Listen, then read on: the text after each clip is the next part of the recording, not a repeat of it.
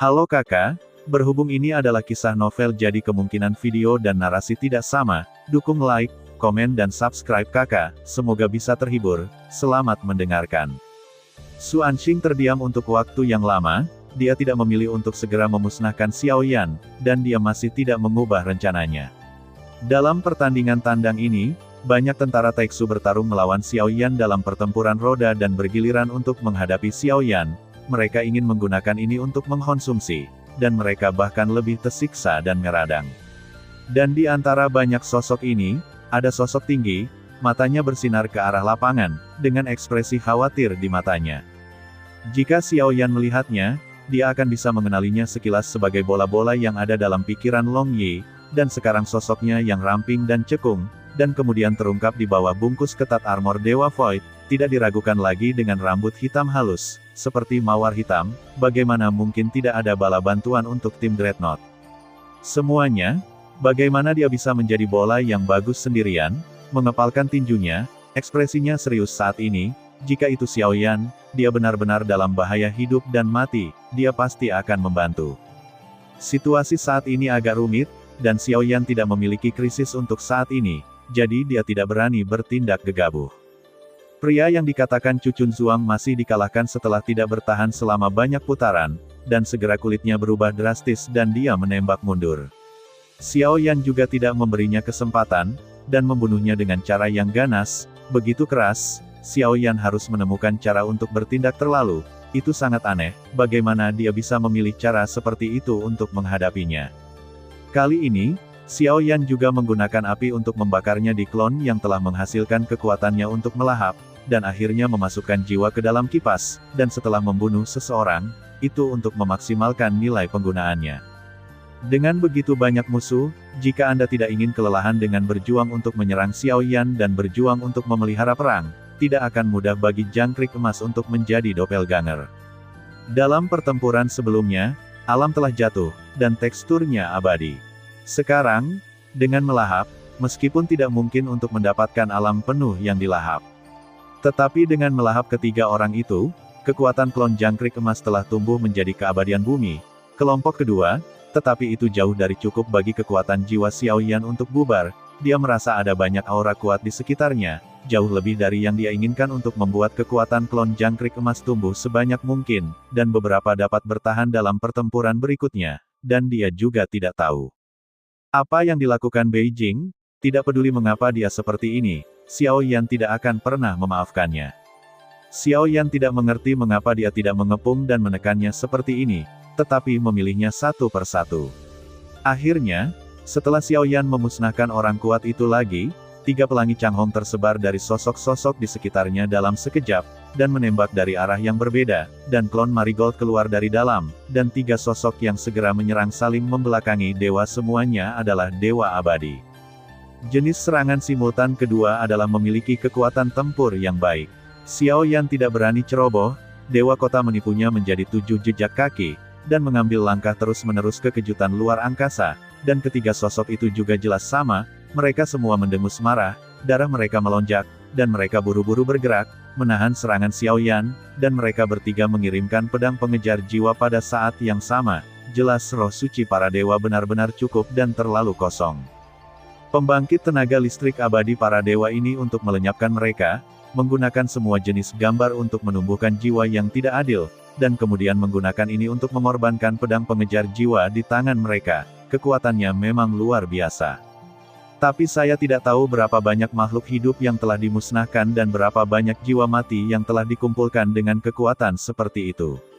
3 pedang itu meraung, dan suara naga merah meledak, menusuk kesedihan Xiao Yan. Tetapi pada saat yang sama saat kaki ini meledak, ruang bergetar, dan ketiga sosok itu semua terpengaruh oleh benturan tak terlihat, dan mereka semua menyemburkan darah dan menembak balik. Pada saat ini, klon jangkrik emas dan desa bergabung menjadi satu, dan keabadian para dewa pecah. Tingkat kekuatan kedua, di bawah telapak kakinya, Jilei sudah menunggu sesaat untuk menghilang dengan sosok anti-inflamasi. Dan ketika dia muncul kembali, dia sudah sampai ke salah satu sosok.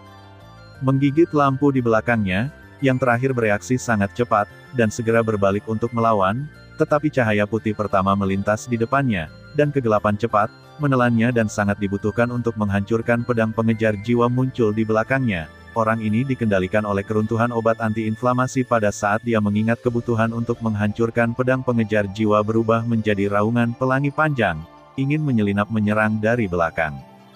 Namun, Xiao Yan tiba-tiba menghilang pada saat-saat terakhir, ketika Su memadamkan pedang pengejar jiwa, yang jaraknya hampir 1 jari, dan dia tidak melihat pucun, tetapi pedang pengejar jiwa masih menusuk seseorang, tetapi itu bukan Xiao Yan. Itu adalah pemilik pedang ini, pedang pengejar jiwa Void, dan sosok yang menghilang dari peradangan di tengah perutnya muncul kembali, dan dia mengulurkan tangannya, meraih gagang pedang yang menembus perutnya, dan menariknya ke atas dengan paksa. Segera, orang ini dipotong menjadi 2 bagian darah emas oleh pedang pengejar jiwa pemusnahan Void miliknya sendiri, dan nyala api anti-inflamasi menyalakannya seketika, tanpa memberikan kesempatan untuk pulih, melahap dan mengumpulkan jiwa, semuanya sekaligus. Setelah 2 lainnya dipukul mundur, ketika mereka melihat bahwa rekan mereka terbunuh seketika, mereka segera menembak mundur, mata Xiao Yan sangat panas, dan dia tidak berencana untuk melepaskannya. Tidak peduli apa situasinya sekarang, jika Anda dapat membunuh salah satu dari mereka. Tepat ketika Xiao Yan mengejarnya, tiba-tiba aura agung menyelimutinya, dan atasan hitam muncul di atas kepalanya untuk memancarkan kekuatan penekan yang kuat, yang segera membuat bentuk tubuh Xiao Yan sama dan menunggu Haf makan dengan merajalela. Lao Su adalah raksasa kecil, meraung ke bawah, Xiao Yan menamparkan telinganya, cahaya dingin, terbang keluar, dan berubah menjadi pilar raksasa 100 sang dalam sekejap. Tianjin Zude keduanya terbungkus dalam kekuatan penindasan yang menakutkan, dan lawan yang ganas bertabrakan bersama, kejutan kosong, kekuatan Qianjun, meskipun tidak ada kerja sama dari klon Yuan Shen, Xiao Yan sendiri juga merupakan Yuan Shen bintang 5, cukup untuk tampil, Xiao Yan sekali lagi mengerahkan kekuatan seluruh tubuhnya, dan memukul pilar Tianjun dengan pukulan. Pilar Raja Surgawi meledak, Jin Mang dan paku raksasa hitam bertabrakan, yang terakhir tiba-tiba melemparkan, dan kemudian terdengar suara kakak yang hancur, ledakan, keduanya bertabrakan dengan bagian atas hitam benar-benar terkoyak, dan itu meledak langsung. Ayah berani kembali ke sending saya, dan ding hitam terlalu kosong setelah itu. Seorang pria dengan kulit gelap terlihat cukup bahagia, tetapi auranya lebih agung dari 3 sebelumnya, dan dia adalah dewa yang abadi. Ketiga, engkau terlalu munafik, dan engkau ditempa oleh ilmu pengetahuan dan teknologi, apakah hal-hal ini tidak masuk ke dalam aliran? Mungkinkah ini bisa dianggap sebagai apa yang disebut tarian terlarang, dan ketika dia pertama kali berhubungan dengan Taixu, tarian terlarang itu memang mampu mengguncang nitrat.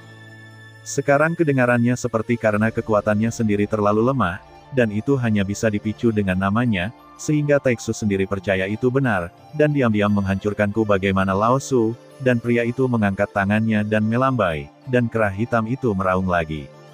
Kaki Xiao Yantai menendang pilar Raja Surgawi, dan keduanya bertabrakan dengan bagian atas hitam dan hancur lagi. Saya masih memiliki atasan ini, yang semuanya saya habiskan waktu saya untuk melemparkan merah, dan terus-menerus membuang atasan hitam, dan akhirnya semuanya hancur dan menghilang. Pada saat ini, pertempuran di lapangan tampak sedikit lucu untuk sementara waktu, dan Yang Mulia belum memberi perintah. Reinkarnasi apa? Jika demikian, mengapa terus menyelidiki godaan itu? Di antara banyak sosok, beberapa berdiri tidak jauh dari Qiu, dan tidak ada yang mendekati posisi mereka, dan baju besi Dewa Void di tubuh mereka bahkan lebih berbeda, masing-masing dengan bentuk dan bahannya sendiri. Terima kasih sudah mendengarkan kakak dan yang sudah subscribe. Untuk yang belum subscribe yuk subscribe kakak, dan yang minat support jadi member klik tombol gabung kakak. Semua cerita sudah Mimin simpan di playlist supaya bisa kakak ikuti. Bila suka cerita Mimin jangan lupa subscribe channel Mimin dan share channel Mimin ke seluruh penjuru benua. Terima kasih.